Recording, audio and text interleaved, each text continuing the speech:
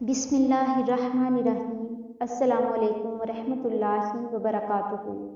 رسول اللہ صلی اللہ علیہ وسلم نے ارشاد فرمایا، روزہ دوزخ سے بچنے کے لیے ایک ڈھال ہے، اس لیے روزہ دار نہ فحش باتیں کرے اور نہ جہالت کی باتیں، اور اگر کوئی شخص اس سے لڑے یا اسے گالی دے تو اس کا جواب صرف یہ ہونا چاہیے کہ میں روزہ دار ہوں۔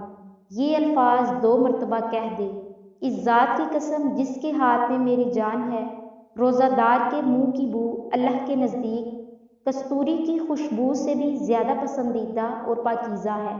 اللہ تعالیٰ فرماتا ہے، بندہ اپنا کھانا پینا اور اپنی شہوت میرے لیے چھوڑ دیتا ہے، روزہ میرے لیے ہے اور میں ہی اس کا بدلہ دوں گا، اور دوسری نیکیوں کا ثواب بھی اصل نیکی کے 10 گنا ہوتا ہے۔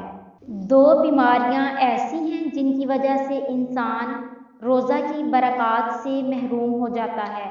اللہ تعالیٰ نے بد نظری کو مردوں کے لیے بھی حرام فرمایا ہے اور خواتین کے لیے بھی حرام فرمایا ہے، یعنی جہاں یغض ہے کہ مردوں کو چاہیے کہ نظر بچائیں، یعنی غیر محرم لڑکیوں، عورتوں اور حسین لڑکوں پر نگاہ نہ ڈالیں، وہیں یغضضن بھی ہے کہ خواتین پر بھی فرض ہے کہ اپنی نظر کی حفاظت کریں، یعنی غیر محرم مردوں پر نگاہ نہ ڈالیں۔ دوسرا مرض جو رمضان میں بہت زیادہ مضر ہے وہ غیبت ہے۔ کسی مسلمان کی غیر موجودگی میں اس کی برائی کرنا یا اس کے تعلق والے یعنی اولاد یا سواری یا مکان کی برائی کرنا زبان سے یا ہاتھ کے اشارے سے کرنا، یہ غیبت ہے۔